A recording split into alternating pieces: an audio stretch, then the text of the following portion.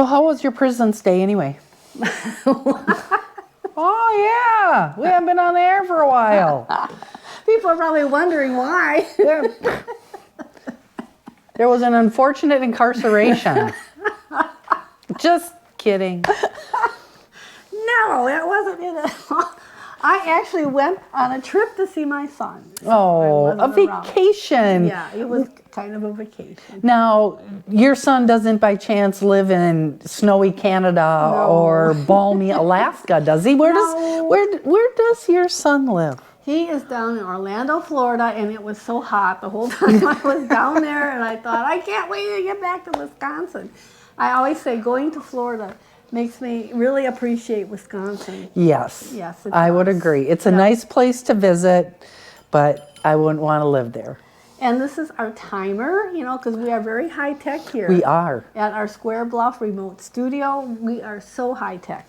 So when you hear the ticking, it's not our little hearts, is it? No, no, no, no, no, no. So today, Mary, we're going to talk about a real, kind of a special celebration. Oh, celebration's coming up. What kind? Yeah, okay. Wait a minute. It's March. Yeah, we'll figure it out. So just hold on. And we got snow last night. Yeah. Another 4 to 6 inches-ish. So, but that won't have anything to do with our celebration. Okay, so no celebration. So we are going to get appropriately prepared for this celebration. Okay, now wait a minute. Yay! What? What holiday is it, Mary? It's coming on St. Patrick's Day. That's right. Look at the Irish. We're always talking about our Polish and the Germans and the Norwegians, but today we're going to talk about the Irish. Are there actually Irish people in Trempealeau County? There are. Are there a lot of them? Probably more than we realize. See, we're digging into our history. And Mary has the blue tiara. That is taking note of her Viking ancestry because they like to have blue and everything. Yes. Well-rounded. Yes, and the thing is, now if Mary's like half Norwegian, right? Yep. Okay. Now, I had my ancestry, I did that DNA thing, I knew what it was going to be. And it came back pretty much what I thought. It was 40% Irish, 62% Scots. Okay. But then there was this 7% that said I was Norwegian. So I figured. I wonder. Wait, there's explanations for how this all goes, I figured right? that was when Einar the Energetic was probably raiding the shores of Ireland, and he kind of spread his DNA around. Now, seriously, there was an Einar? There probably was. Well, you never know. No. You never know. So anyway, if you're Norwegian, you've probably got some Irish ancestry too. There's where a little bit of anger management issues come in, right? Because at one time, the Irish were known for being zesty. Well, yeah, that's me, isn't it? See, there we go. Case in point. The history files have once again solved the mystery. So, Mary, how much do you know about St. Patrick? Well, I know he drove the snakes out. Yes, and it's interesting, as I started researching him, he wasn't even Irish. Okay, well, so St. Patrick, the patron saint of the Irish, right. of Ireland, Yeah. is not even Irish. No, actually they think he was Welsh. Oh, And okay. his name, to begin with, wasn't even Patrick. His name was Merwin Sucat. Merwin? Merwin, and they figure that he came... Merwin? What happened, they thought he was Welsh, and when he was about age 16, he got kidnapped by pirates. And he wound up in Ireland, and he was a shepherd for 30 years. Or no, not 30 years. Irish pirates? Well, they said pirates. Maybe they were mixed. Well, why would you kidnap somebody and take them to a country that you weren't deliberately bringing people to? right? Well, I guess they were always shorthanded, so they would Well- grab people where they could. Well, pirates do stuff like that, I guess. And well, from the age of 16 till he was 22, he worked as a shepherd in Ireland. And at that time, Ireland was not Christian nation. It was Protestant, wasn't it? no, even worse than that. I think it was pagan. Really? Yeah, they just hadn't caught on to the whole thing Okay, yet. there's no restructured No. religion yet. But after at 22, he managed to escape, and he went back to the British Isles where he became Christianized. Okay. And he was there for like 30 years, and he took the name Patricius, which is a Latin word. Right, right. Which becomes Patrick. And then he went back to Ireland, and he started trying to Christianize the Irish. Wow. Yeah, and when we celebrate St. Patrick's Day, we are celebrating the day that he died. He died, as much as they know, March 17th in 385. So that's Okay. quite a while ago. That's a timestamp back. Yeah. I can see where he would probably have to do some crediting for Christianity, you know. Yeah. Oh, yeah. Go out there and cross the moors and I'm sure it wasn't easy, but do conversions. he did conversions. Well, and he must have loved the country to go back. I guess so. I mean, because he wasn't a young man when he went back. No. And I don't really know what he looks like, but this is probably a fairly good bet. Kind of like Santa Claus. Okay. And then, like I say, Ireland at that time, what had not been Christianized, but he was really big in promoting. I guess he was very good at it. And so one of the things that he did, he would use the shamrock, Okay. which some people think it's a four-leaf clover, and it's not. It's got three Right. whatever leaves on it. He used that shamrock to show the idea of the Trinity, of the Father, Son, and the Ghost. Okay. So that was a prop for him, and that kind of became a symbol of Ireland. Well, and the clover leaf, Ireland grows a lot of clover. Oh gosh, it's yeah. It's like a carpet. They grow a lot of grass. And then you heard the story about St. Patrick chasing the snakes out of Yes, Ireland. yes. Okay. They said that he was on top of this mountain and he was fasting and kind of thinking about things there, meditating for 40 days. And these snakes came and they were bothering him. And so that's why he decided, all right, this is going to end. And he drove them out of Ireland. Although they don't give any details how he did that. Okay. Did he maybe rally the people to drive them out? The great snake drive into Yeah, mule. Yeah. This was a long time ago, I think Well, this was in the 300s, so Yeah. not well documented. So anyway, Ireland does not have any snakes. And the mountain that he was meditating on is this one right here. It's called Patrick. It's in County Mayo, and that's the one where he was supposedly meditating. And it's a real pointy thing. They call it the Reek. Okay. Yeah, and it's really big. I mean, they don't have big mountains like they do out West. or Right, anything, right. But they do have these older ones. But this is the deal. People walk up to the top of Patrick. Okay. And it's not exactly like a Walk in the park? No, it's really a rough trail. And some of these people, they go up there barefoot. Or Is it supposed to be like of holy significance or something? well, yeah, it's kind of a, I don't know, self-mortification thing, to show that Okay. they suffer, but they're going to get up there. And they get up to the top, and there isn't a McDonald's there or anything, okay? There's not No. the coffee shop to get No. your Krispy Kreme donut. No Starbucks, no Quick Trip. No.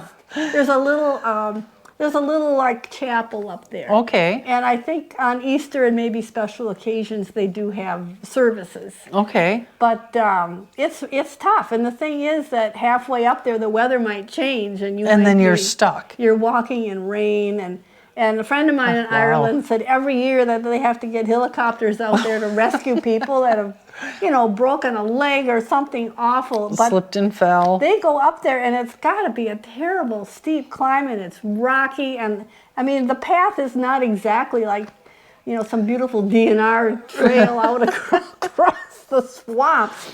It's not easy. So Well, in looping back, what if that was, you know, like the only spot on the planet where those snakes lived? St. Patrick could be responsible for the extinction of a species of rare snakes. that could be. And they, but to this day, well, you know, Ireland is an island, and they just don't have snakes for whatever the reason. Now we know. Now the plot thickens. Plot thickens. And St. Patrick's Day, didn't used to be a big deal in Ireland. It was in the first place that it was ever celebrated was in 1737 in Boston, Massachusetts. In Boston. In Boston, yes. Was Boston a place where a lot of immigrants from Ireland settled? Well, you wouldn't think Boston. Yeah, but it's a very Irish city today. And back then, they said it was actually troops that were stationed there. Oh. British troops that had Irish, you know, soldiers, and they were celebrating it. But now, of course, you know, it's a big celebration. Right. And it wasn't, but they said it wasn't really celebrated hugely in Ireland until 1903. Okay. So that's kind of a new thing. But you know, like in Chicago, look at that. They dyed the river green. Right. And Chicago was a hot spot for Irish immigrants, wasn't it? I think so. And what I wonder is, you know, my pond kind of looks that color sometimes by the end of summer. Usually in dry summers. It's just your timing's off, Nancy. Yeah, I guess so. I don't know what they put in that river, but I guess it doesn't kill anything off. No, it's some kind of a biodegradable dye, if there is such a thing, I'm sure. And they said that originally they did not even associate green with St. Patrick or St. Patrick's Day. His color originally had been blue. Oh. Oh, because he was Welsh. I guess so. They just, and it wasn't until right after our American Revolution, when we managed to kick the Brits out, Ireland was they thought they were going to try and do the same thing. Oh, yeah, that was a mess. And it failed.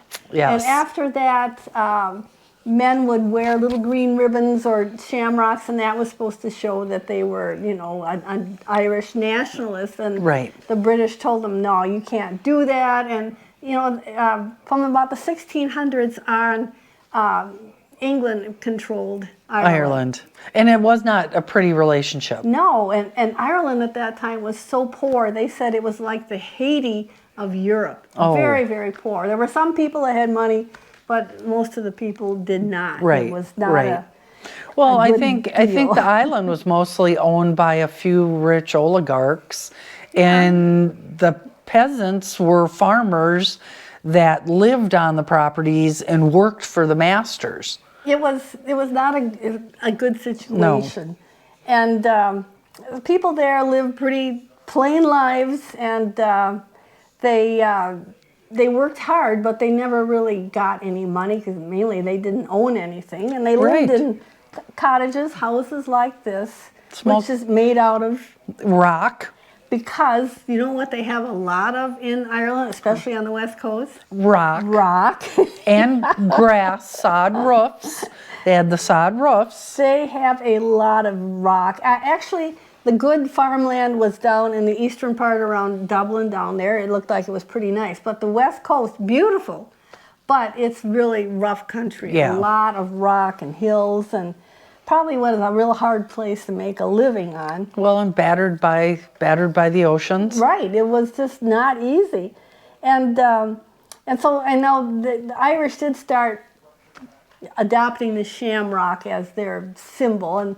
And like you said, as a grazer, Ireland has grass all year round. Yeah, they are green all year round. You know, I've got friends there, and I asked her, is that true? Is it green all year round? She said, yeah. Yeah. It is. And they do get a little snow which they cannot cope with, and it melts right away.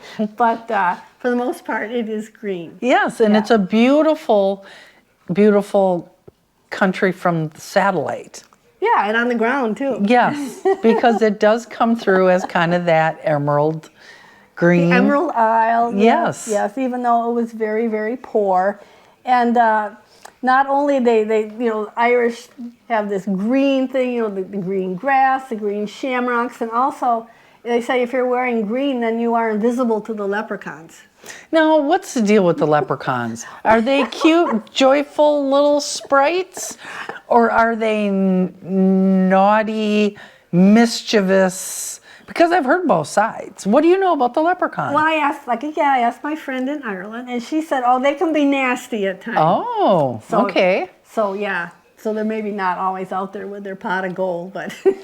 Being frisky, teasing people, tricking people out of their riches to get to the pot of gold.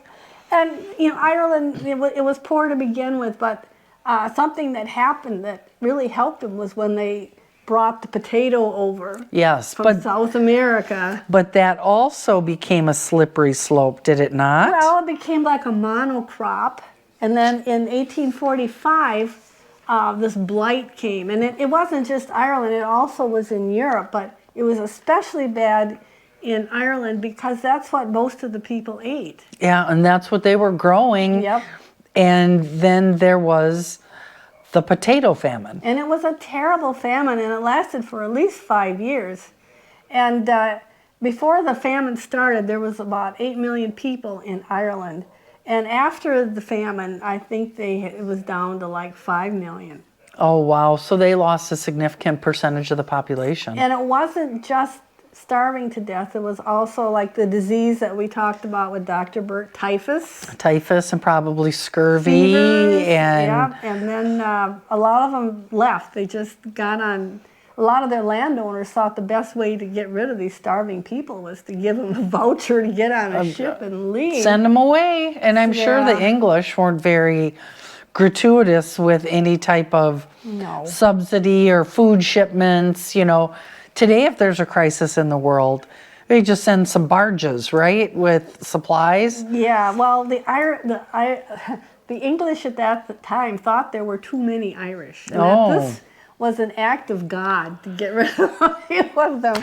That was the thought. So there you go. Yeah, it was pretty terrible, and it reduced that population way down. So, and we did have a lot of Irish. Not a lot, but there were Irish in Trempealeau County, and of course there still is. But in that big 1917 history of Trempealeau County, they went through and they listed the prominent Irish in 1917. Now they said in Trempealeau it was Tom Drugan and Pat Lowry, who had come in 1855 from County Tyrone. And there was also a James Brady. You've heard of Brady's Bluff down there. That was named for him. He was Irish. And then there was a Mr. Sullivan in 1859. I wonder if he came from a restaurateur background. Well, everybody knows. You don't know. Everybody knows there's a really awesome restaurant in Trempealeau County on the river. And then there was also a Jack McCarty down there, or McCarthy. And then up in Hale in 1863, there was Robert Warner, who came from Ireland, and he had 10 children. And that is with an A, Warner or Werner? With an A. Okay, Warner. Yep. And there was another one, Michael J. Warner, I think that was his brother. And they had come in Robert came in 1863 and Michael came in 1868, and he had been a Civil War vet, but they had families and big properties up there. Okay. Yeah, so they were real movers and shakers up there. And Michael Warner, he even went on to serve in the state legislature. Oh, that's kind of cool. Yeah. Homeboy from the town of Hale. And then in 1866, there was David Maloney and his 7 kids. Wow. Now, where do we think of the name Maloney in Arcadia? Maloney's Baloney. Right, that was a relation there. Oh, was it really? It was. There we go. They had some good stuff in the day. And there was one really tough lady named Mary Bryan. She came in 1866 with 7 small children. She was a widow. Okay. And she took up a homestead in Town of Hale and proved up on it. And yeah, she must have been tough. Well, 7 kids by herself in the middle of Town of Hale. Yeah. That's a pretty big lift. Yeah, so she really needs to be remembered. She had to be one tough lady. And then in Preston, there was a Mr. James McKivergan, and he had originally had worked in the lead mines down around Mineral Point. Okay. But then he came up here, and he homesteaded. And then there was also a Patrick Bennett that was basically in Preston. Okay. And then in Arcadia, there was James Gaffney, and he came in 1856. And he went on to become, there was this James Gaffney, and he was a businessman. He had come from real poor beginnings. Okay. But he had gone out to the gold rush, and I didn't say whether he found anything or not, but he wound up in Arcadia. And he made it back, so that's a plus. Yeah, he made it back, and he was his son went on to become a judge. Oh. And Mr. Gaffney, the Gaffneys were kind of like movers and shakers over there. Another family that was Irish that was around Arcadia and well known were the Englishes. Okay, that name rings a bell. Yep. Again, they said that the original Mr. English, Dan English, they were poor, but they had been educated, and they really educated their kids, and that seemed to be the real step up, Right, to get a good education. Well, and all these families are very, very large. Yeah. So most of them are. So there's got to be a huge population of Irish. Yeah. You know? They were good at having big families, just like the Polish. Just like the Polish, you bet. Well, when it's cold and rainy and, Yeah. What do you do? And some other names that were Irish in Arcadia area were the Gleasons, Creeley, Tom Barry, and then there was a Jerry O'Brien who was a very noted dairyman. Oh, okay. And they were over in the town of Arcadia. And up in Sumner, there was a man by the name of Dennis Lawler, and he too had been a very early settler and had gone off to fight in the Civil War. And he'd gotten up in the Sumner Strum area in 1854. So again, he was one of these real English guys, or early guys. Early settler. And then there was another name that it gets confused sometimes. His name was E.J. Matchett. Not Matchy, but Matchett. And I see that as gotten mixed up with a Matchy sometimes. Probably. Probably 2 brothers that didn't get along, and one of them wanted to change the name a bit. Not to associate with the other, but we don't know. That's speculation. This Mr. Matchy, he was like a road commissioner in the county for many years. And lots of times I think people see that name and they think it's a misspelling, but his name was Matchett. With 2 T's. Yeah. And then there was another man up there by the name of Charles Shore. Okay. And that's fairly well known up around the Osseo countryside. And then, but the big settlement of Irish in this county was down near Ettrick. Okay. And some of the names there that are still around are like the Mahonies. Yes. Kennedy, the Burns, Whalen, Quinn and Krogan, McLaughlin and Harmon, and there had been a Harmon school, named after the Harmons. Right. And then the Corcorans. That's a familiar name. Yep. Wall, Cantlin. Okay. Oh dear. Oh dear. Oh dear, the cake is done. No, that's okay. We can stop. We can just keep blabbing here for a bit. This is our show, right? Yeah, we can do what we want. We can do what we want. Attitude. The Catlins and the Sheeheys and, of course, the Caseys. So right.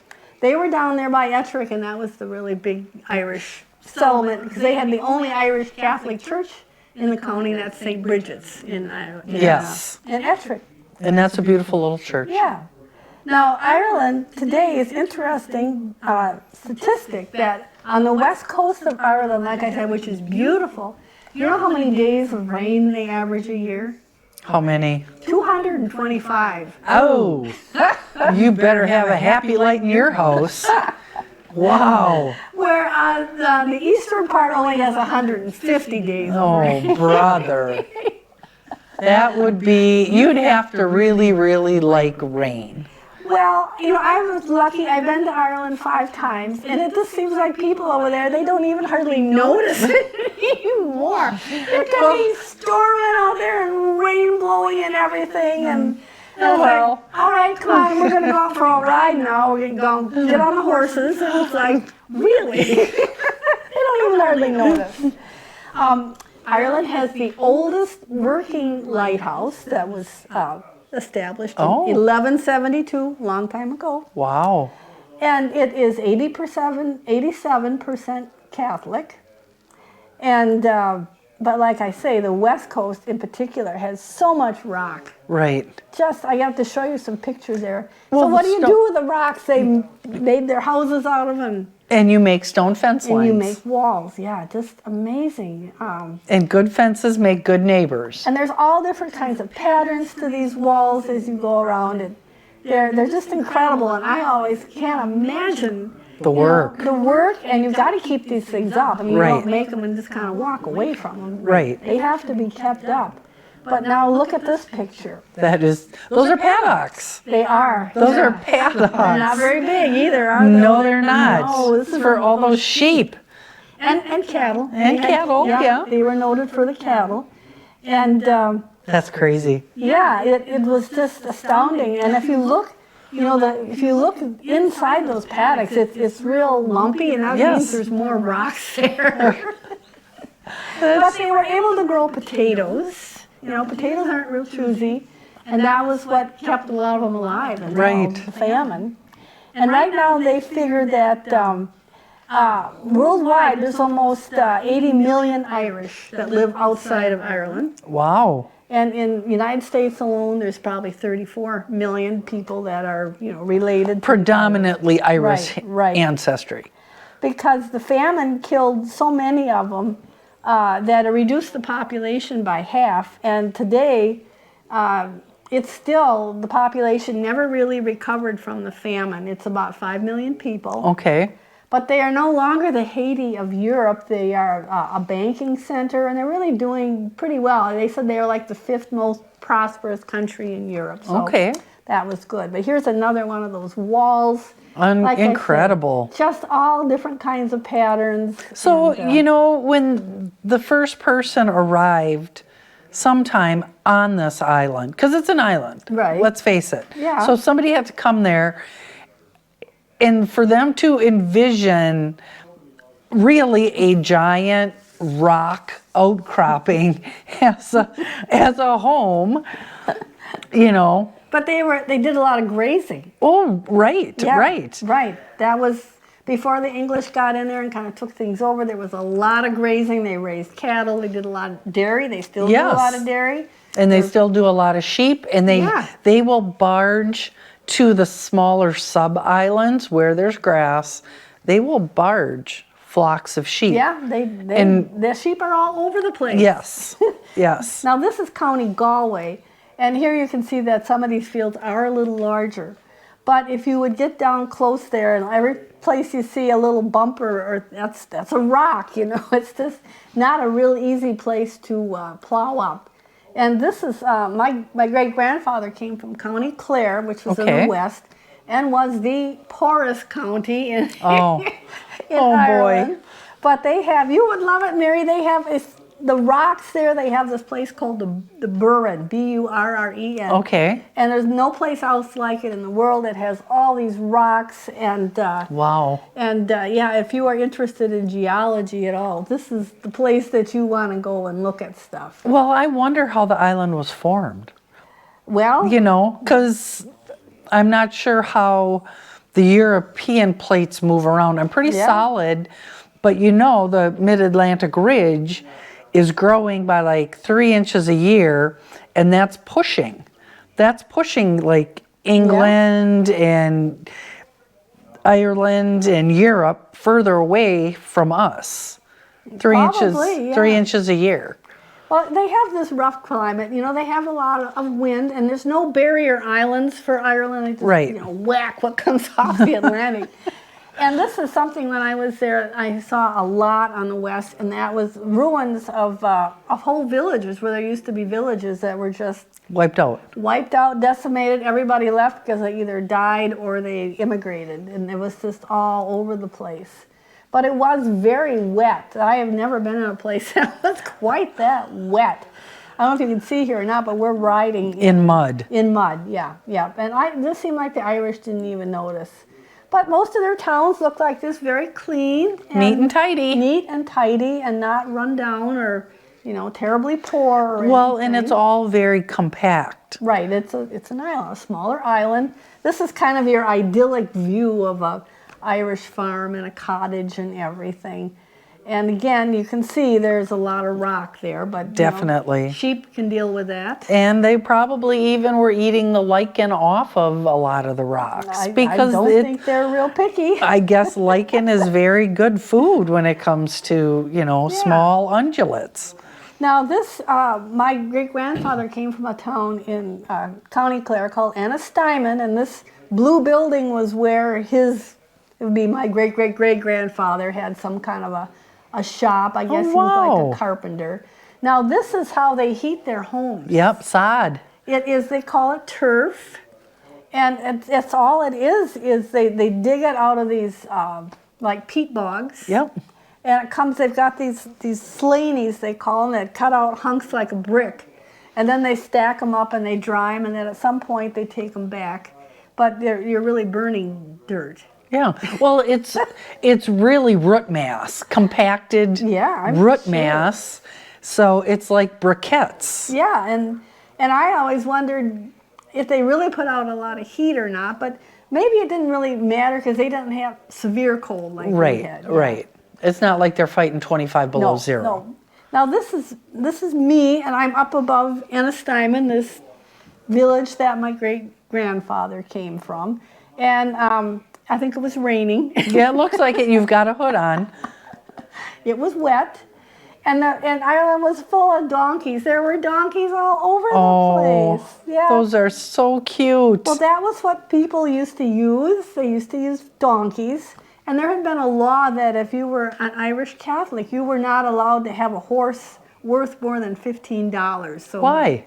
Well, that was just a way of kind of keeping them down. Right, yep. So there were donkeys, and there's still donkeys all over the place. Well, I'm sure they used them to move those rocks around, Nancy. And the turf, yeah. And the turf. Yeah, and to take the milk and stuff into town. Little cans, you bet. This was Connemara, which is kind of a wilder area. It was beautiful. It was just beautiful. And I have to say, the West Coast was not overpopulated. It was not thick traffic or anything. But what I did see a lot of, especially on the coast of Ireland, were these big, it looks like a big chimney. It does. It's a big tower. And they said that was what the monks would use. They would go into these towers when they got raided by the Vikings. Oh, and hide? Well. And, lock the doors? Yeah. Well, and I suppose then if somebody was at the top watching, they could see when they were coming in. Sure. And I don't think, the Vikings I don't think they were into sieges too much. They just came in and got what they wanted and left. But during the famine, finally, people were dying, and the British were getting some bad press. They decided they were going to have a public works called, where they were going to have people come out and do road work. Oh, okay. And they started to have them building these roads, only the roads really went to nowhere, but it was a public works thing. And it was tough because these people were already in really bad shape. Physical bad shape. Yeah, physically bad shape. And a lot of them, they said, just died while they were building these roads and were just buried in the ditches. How sad. It was. It was just a very depressing thing. Here I am kind of up on one of these famine roads, and it was so sad. It really was. It was like a palpable sadness sometimes when you were up there and you thought about how all these people just really suffered. It was terrible. That's incredible, Nancy. Yeah, it was. It was incredibly it was a very sad. Sad time. But Ireland today is really doing, pretty well. And another interesting thing is the British, and the Polish can probably identify with this. The British were trying to keep the Irish language suppressed, because there Yes. is an Irish language, the Scots had a language, the Welsh had a language, and they made it, you weren't supposed to be able, you could pay a fine if they caught you speaking Irish. And the Isn't that kids, terrible? they were- Man. yeah, they even tried to take their language away. But, and so it was mainly just the rural people and the people way out in the west that were still speaking Irish. Hanging Yeah. on to it because they couldn't get caught. And it's a real different language. It's not related to English, really, or any kind of, Latin basis or anything. Right, It's very right. different. And once Ireland got their independence from England, they tried to bring back their language, which is tough. Oh yeah, I mean losing your losing a language is almost impossible to Resurrect, right, yes, right. it's very, very tough. Now, this is like 100 years down the road, but I read some statistics. They said now in Ireland, there's 40% of the people are fluent in speaking Irish. Good. And if you go there, almost all the signs are in English and in Irish. They have radio and TV channels that are only in Irish, and it's a real interesting language, and I think what is really, it seems like it's catching on. They teach it in school. There are schools there where the kids don't speak anything except Irish. And That's how you reintroduce your language. right, it's like English is taught as a second language, but the thing is they start making it cool to speak Irish. And when you do that, when you got Then the young people on everybody board, wants to do it. yep, they're on board with it. Their children learn how to speak Irish. So I remember people saying that in Poland, when it was owned by the Prussians, that the Prussians kind of didn't want the people speaking Polish either. That's true. Yeah. That's true. But they at least, you've got to hand it to them. They've been really good at bringing back their language. And so at the end here, I was going to put some things up here. There's this Irish group, these young guys and their name of the group is Shaolin, but they take old traditional Irish songs and they kind of give them they give them more unique. They 22nd century first spruce them up a bit. They do, and they're very good, and they just sing in Irish, and the lead singer has the most incredible voice. So I'm going to put, a place on the end here where if you want to hear Irish being sung by somebody with an incredible set of pipes, which there we this go. guy does, I suggest these guys. And if you're interested in finding out about the famine, there's an excellent book called The Graves Are Walking by John Kelly. Very well done. He uses all primary sources and really talks about it. I mean, it was horrific, really horrific. And one of the first donations the Irish got when word got out that they were starving was from the Creek and Cherokee tribe in the United States. Really? They gave them like $100, which, I mean, today that's like, but back then that was huge. Well, and for a nation that was almost decimated into extinction, That's right. to care about their neighbor. That's right. And there's even, I think, a statue in Ireland, I think in Dublin, that commemorates the Cherokees and the Creeks for doing that. That's amazing. Very empathetic, yeah. Two societies that also experienced genocide. So before we go here, I've got a happy picture for you. This is a picture of Mary when she was trying to talk her way out of a DNR ticket. I don't know what you did wrong. Maybe you had too many lines. I didn't have any lines. We interviewed this young man, and he has now ventured off to another DNR area. He's still doing a great job as being a DNR warden. But he had to send in a media contact because we were videotaping. Boy, this is a really long explanation. It looks to me like she is trying to say, I didn't know I had 5 or 6, fishing lines in that one hole. I think it was the glare from the ice, and I just I just couldn't see it. I do look like I'm having a serious explanation. She And looks to me like she's trying to talk her way out. there of the was ticket. no talking out of it. It was a friendly conversation. And another thing, a couple years ago, we went out and tried to get pictures of the old New City School. Yeah, we did some nice pictures. That's out on County X outside of Independence. Yeah. And your grandmother taught there. Yes, Mary C. Elstead. Yeah, and it was a beautiful brick school. It was. And I went out there recently, and the school has finally, The roof is gone. it's collapsed. It's a shame. And you can just barely see it through the trees. Now when there aren't any leaves on it, you can see Right. it better. But New City School it's not really there anymore. Travers Valley School. The Traverse Valley. Travers School. Valley School. Now we're back to that again. And this picture I like because we don't know who this lady is, but this is her kitchen. That's an amazing kitchen. Yep, and I think she's kneading bread there. I mean, she doesn't have a lot of fancy counters anyway, does No, she? She not- doesn't have an island or anything. No, she does not. But she has a beautiful cook stove. Yes, she does. Cook stoves are cool. She has that beautiful wood cook stove. So this was before I think kitchens really got to be, as Posh as they are today. Yeah. Countertop? No, that wasn't an issue. There probably wasn't even running water. You had to go out and bring it in, and you had to do this to get it. That's why those women were They had the good muscles. they didn't were they? they were workhorses. So anyway, this is our St. Patrick's Day show, and Mary, we can't seem to get money to go over to Poland. They won't give us money to drive to town. Maybe they would send us to Ireland. It's closer.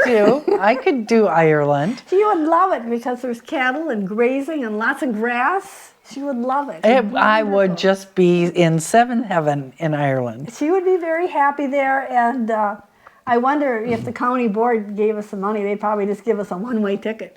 I don't think they'd let us back into the country myself. One way to get those annoying women out of here. That's right. And we want to thank you for joining us on the History Files. I am going to say goodbye in Irish. Another surprise. She's full of surprises today. And you say goodbye in Irish, yeah. Slán go fóill. Oh, Sangavol. Slán go fóill. And it's a language where if you don't know the words and how they, different things are pronounced, it can be very confusing. But they are resurrecting their language. So you don't think we just ordered like a tuna fish sandwich or something? Yeah, that's going to be brought to the door. That's right. You never know. You never know. All right, folks, thank you for hanging out with us again, and we appreciate it. Bye.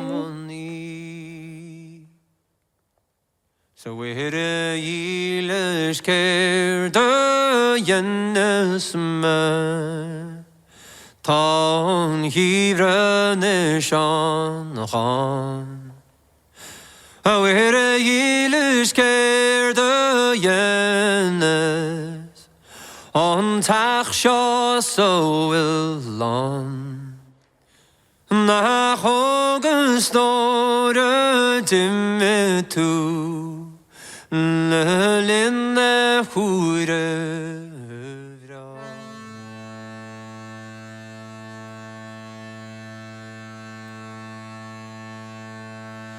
Horo jedva ho ale horo jedva ho ale horo jedva ho ale Hanisher hachtan tauri Horo jedva ho ale horo jedva ho ale horo jedva ho ale Hanisher hachtan tauri jedva van balemur bear grecht hove in geven die u gevra Shelf